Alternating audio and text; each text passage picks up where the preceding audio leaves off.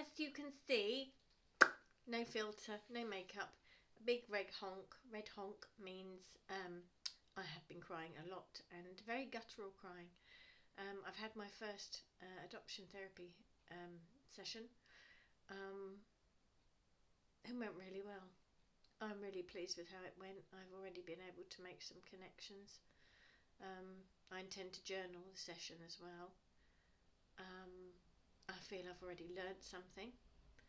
I've been allowed to hold space for the baby me, who, with no real understanding, was taken away from a voice, a smell, a sound, a person that I knew while I grew,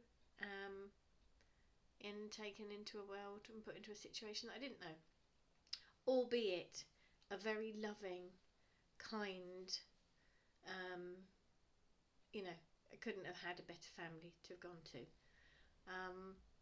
But I've made several connections, and now I have a set space to hold space for the part of me that was traumatised by it, which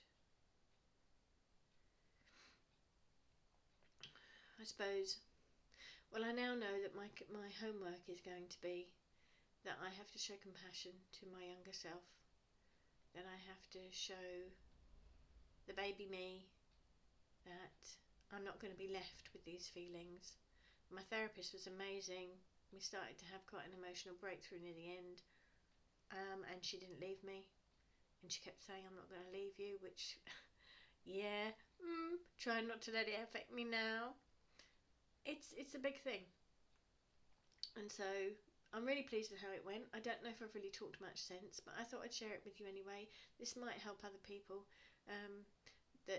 other adoptees, if they have sort of mental health issues, or have an identity, a problem with where am I, where do I come from, blah blah blah. We haven't touched on that yet. We're just dealing with the trauma. I know where I've come from, but we're just dealing with the trauma of it. Not just dealing, we are dealing with the trauma of it, and it's a big deal. So yeah, everybody's situation will be different. I'm just sharing this in case it resonates with somebody, and it also honours what I have had to live with. I am not going to be shut up and told to be grateful anymore. Yes, I am hugely grateful, but adoption is trauma. Doesn't matter what way you look at it. At some point, somebody has lost something, or someone really. There is a grief, and that was very evident to me when I lost my adoptive mum earlier this year.